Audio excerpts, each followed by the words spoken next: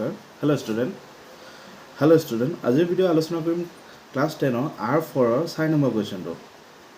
আৰু এইটো হ'ব 3 নম্বৰ ভিডিঅ' 4 নম্বৰ কুৱেশ্যনটো কি দিয়া আছে তলৰ সংখ্যাবোৰ তুলনা কৰিব লাগে তলৰ সংখ্যা কি কৰিব লাগে তুলনা কৰিব লাগে অৰ্থাৎ কি কৰিব লাগে চোৱা 2 to the power 8 আৰু 8 স্কয়াৰ মাজত কি কৰিব লাগে তুলনা কৰিব লাগে যে কোনটো ডাঙৰ এতিয়া আমি চোৱা এই সংখ্যা দুটা ইকুৱেল কৰিব চেষ্টা কৰিম অৰ্থাৎ আমি এনেকৈ কৰিম 2 into 2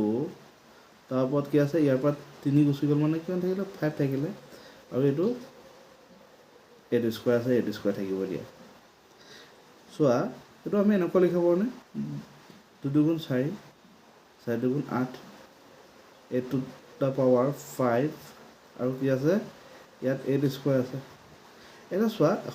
নিশ্চয় 8 to the power 5 টো ডাঙৰ তেতিয়াহ'লে আমি কি লিখিম এনেকৈ লিখিম যে 8 to the power 5 is greater than 8 square অৰ্থাৎ তেতিয়াহ'লে আমি দেখা পালোঁ যে এইটো ডাঙৰ এতিয়া আমি কি লিখিব পাৰোঁ 2 to the power 8 is greater than 8 square ঠিক আছে এইটো আনসাৰ 2 নম্বৰ কুৱেশ্যনটো চোৱা 2 নম্বৰ কুৱেশ্যনটো কি আছে চোৱা 2 নম্বৰ কি আছে 2.7 into 10 to the power কি আছে 12 আছে আৰু কি আছে 1.5 into 10 to the power 8 আছে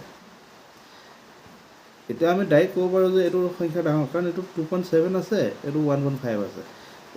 এইটো ইয়াতকৈ ডাঙৰ আকৌ এইটো 10 to the power কি আছে 12 আছে এইটো 10 to the power 8 আছে অবভিয়াছলি এইটো ডাঙৰ হয় তথাপি এইটো দুটা পইণ্টটো উঠাই দিওঁ 2.7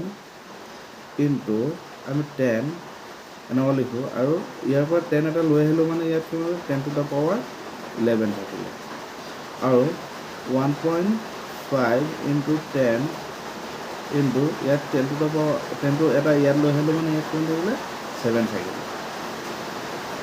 তেতিয়াহ'লে চোৱা এইটো আমি কি লিখোঁ 27 into 10 to the power 11 আৰু এইটো কি আছে 15 into 10 to the power কি হ'ব 6 হ'ব তেতিয়াহ'লে নিশ্চয় এইটো ডাঙৰ হ'ব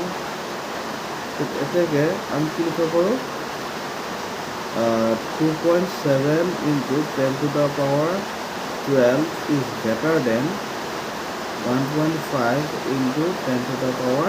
8 এইটো এনচাৰ এইটো একো কৰিব নালাগে খালি তুলনাহে কৰিব লাগে জাষ্ট